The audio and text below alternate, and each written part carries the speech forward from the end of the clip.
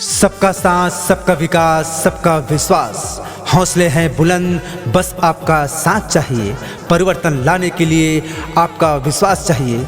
जी हाँ, जनपद सदस्य क्षेत्र क्रमांक 13 से जनपद सदस्य पद हेतु श्रीमती देहूती शत्रुघ्न चंद्रवंशी जी के नामांकन भरे बर जाना है। जी हाँ संगवारी हो, जुड़ मिल के जाना है और दीदी ला भारी बहुमत ले जिताना है। नामांकन रैली में जाना है, जुड़ मिल के हमला जिताना है। नामांकन रैली में जाना है, देहूती दीदी ला जिताना है। नामांकन रैली में जाना है, देहूती दीदी ला जिताना है। काका काकी भैया भौजी जुड़ मिल के सब जाना है, सब झंडा जाना है। क्षेत्र क्रमांक 13 के जनपद बनाना है। क्षेत्र क्रमांक 13 के जनपद बनाना है। नामांकन रैली में जाना है, देहूती दीदी ला जिताना है। नामांकन रैली में जाना है, देहूती दीदी ला जिताना है। काका काकी भैया भौजी जुड़ मिल के सब जाना है, सब झंडा जाना है। क्षेत्र क्रमांक 13 के जनपद बनाना है। क्षेत्र क्रमांक 13 के जनपद बनाना है। जी हाँ संगवारी हो, अनुभवी, योग्य, शिक्षित, सहज, सरल महिला प्रत्याशी श्रीमती देहूती शत्रुघ्न चंद्रवंशी। जी हाँ संगवारी हो, सब ला मिलजुल के नामांकन भरे बर जाना है। भारी मत ले जिताना है, भारी मत ले जिताना है। संगी हो, सब एकजुट हो जाओ। गांव बस्ती सबको जनता से निवेदन है कि नामांकन रैली में जाना है और दीदी के मान बढ़ाना है, दीदी के मान बढ़ाना है। जी हाँ संगवारी हो, जनपद सदस्य के प्रत्याशी है हमार देहूती शत्रुघ्न चंद्रवंशी जी। दारू कुकरी माँ भैया हमला नहीं भुलाना है। क्षेत्र क्रमांक 13 की जनपद अब बनाना है।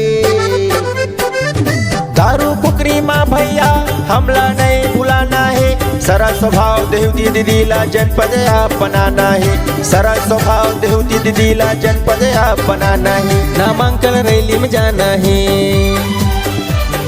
जुड़ मिल के जिताना है।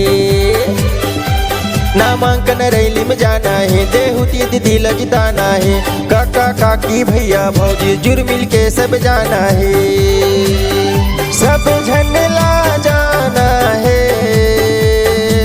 क्षेत्र क्रमांक 13 के जनपद बनाना है। क्षेत्र क्रमांक 13 के जनपद बनाना है। संगी हो, कुकरी दारू के बटैया बहुत मिलही, लेकिन विकास करैया सिर्फ हमार श्रीमती देहूती शत्रुघ्न चंद्रवंशी जी है।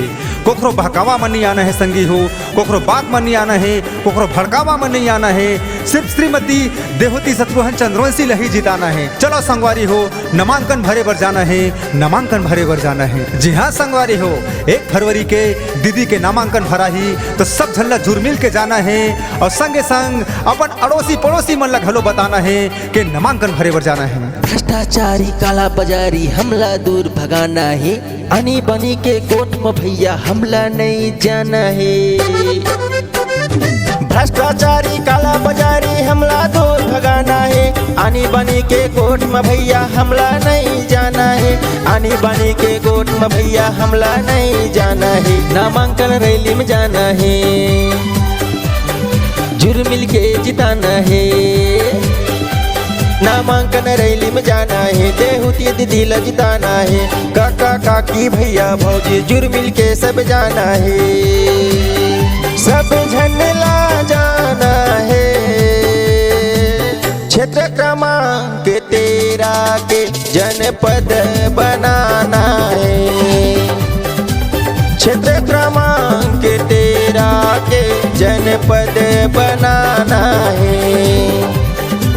क्षेत्र क्रमांक 13 के जनपद बनाना है। क्षेत्र क्रमांक 13 के जनपद बनाना है।